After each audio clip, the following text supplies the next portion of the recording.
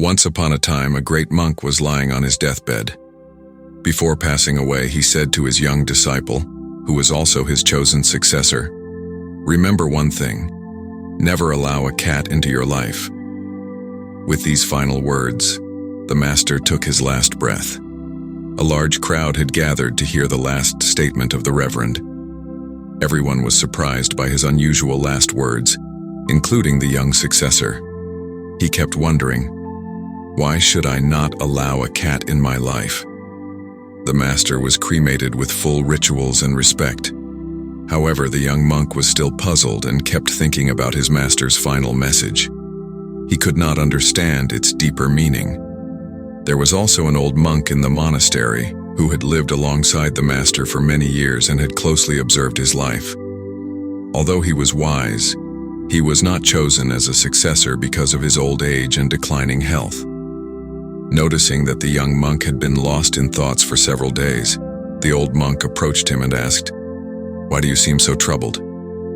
The young monk shared, "Before dying, the master told me not to allow a cat in my life, and I don't know what he meant." The old monk smiled gently and said, "My dear friend, perhaps you don't know. There is a long story behind it." And he began reading the story, which goes like this. A long time ago, when the master was a young man, he renounced his home, wife, and children to seek the truth. He went deep into the forest and started living near a small village. Every day he would go to the village to beg for food. The villagers were pleased to have him in their village. They often sought his guidance, and out of respect, they built a small bamboo cottage for him to live in. The monk had only 2 pieces of clothing, but a problem arose when rats began to enter his cottage and chew on his clothes. This caused great trouble for him. He shared his concern with the villagers. One of them suggested, "Why don't you keep a cat? It will drive the rats away." The monk found the idea sensible and accepted a cat from the villagers. As expected, the cat kept the rats away. But now, a new problem arose. He had to feed the cat, and for that, he had to go to the village several times to ask for food. The villagers shared his new concern. They said, "Instead of coming to the village several times a day, why don't you keep a cow? If you have a cow, then you will get milk for the cat and also for yourself. We can give you a healthy cow." The monk agreed and began keeping the cow. But soon he realized that the cow needed grass and regular care. Since the monk spent most of his time meditating, it was difficult for him to visit the village several times a day to beg for grass. He again shared his concern with the villagers.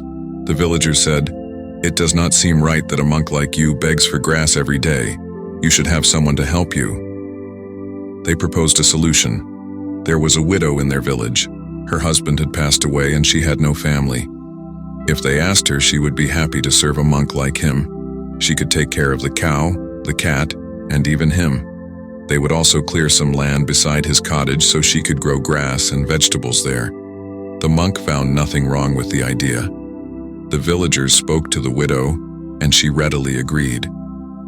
She moved into the cottage and began managing everything, feeding the cow and the cat, maintaining the hut, cooking meals, and working in the small field. She worked with great dedication. Seeing her efforts, the monk started helping her in the field.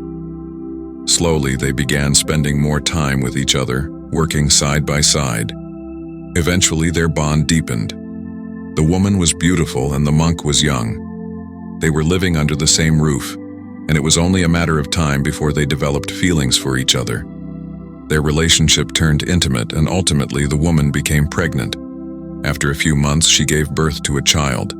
The monk, who once meditated all day, now worked tirelessly in the field to feed his family. One day, after a long day of work, he sat down and thought, "What happened to me? I had renounced my family and the world to seek the truth. But this is the whole world again. I am once again living the same worldly life." It all happened so gradually that he had not noticed until the birth of the child. Then he realized it all began with the cat. Finishing the story, the old monk looked at the young successor and said, "My friend, when the master told you not to allow a cat in your life, he was not literally talking about cats. But he meant, Never give your mind even the smallest indulgence or distraction, because if you do, it will slowly take over your life without you even realizing it.